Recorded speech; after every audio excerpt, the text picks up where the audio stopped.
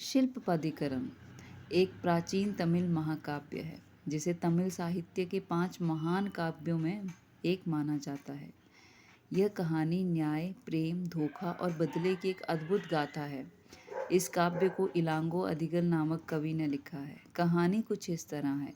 इस कहानी की नायिका हैं कन्नगी। कन्नगी एक आदर्श पतिव्रता स्त्री हैं जिनकी शादी कोवलम नाम के एक धनी व्यापारी से होती है। दोनों बहुत खुशहाल जीवन जीते हैं, लेकिन समय के साथ कोवलन का मन नर्तकी माधवी की ओर आकर्षित हो जाता है। माधवी की सुंदरता और नृत्य कौशल कोवलम को इतना मोह लेते हैं कि वह कन्नगी को छोड़कर माधवी के साथ रहने लगता है। धीरे धीरे कोवलम अपनी सारी संपत्ति माधवी पर लुटा देता है और खुद गरीब हो जाता है।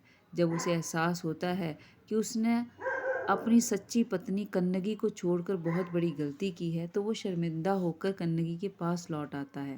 कन्नगी अपने पति को माफ़ कर देती है और दोनों नए सिरे से जीवन शुरू करने का निश्चय करते हैं।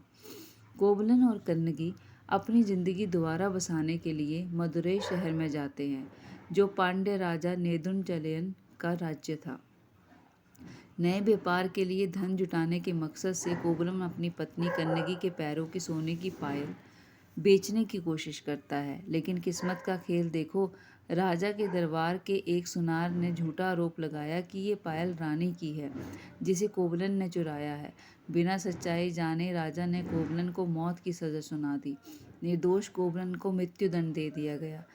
जब कन्नगी को इस अन्याय का पता चला तो वो सीधे राजा के दरबार पहुंची। उसने सबके सामने साबित किया कि उसकी पायल में मोती भरे हैं, जबकि रानी की पायल में रत्न। यह देखकर राजा को अपनी गलती का एहसास हुआ और वो अपराध बोध में अपने प्राण त्याग देता है। कन्नगी अपने पति की मौत से इतनी आहत होती है कि उसने मदुरई नगर को शाप दे दिया। उसके शाप से पूरा नगर जल गया, राख हो गया। इसके बाद कन्नगी अपने पति की आत्मा की शांति के लिए जंगलों की ओर चली गई और अंत में वहीं प्राण त्याग दिए। शिल्पपदिकरण का संदेश।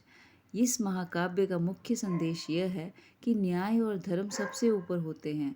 स्त्री का प्रेम, उसकी निष्ठा, उसकी शक्ति को कभी कमज़ोर नहीं समझना चाहिए। यह कृति भारतीय साहित्य में स्त्री की शक्ति और सामाजिक न्याय का प्रतीक मानी जाती है। अगर चाहो तो आप कुछ भी कर सकते हो।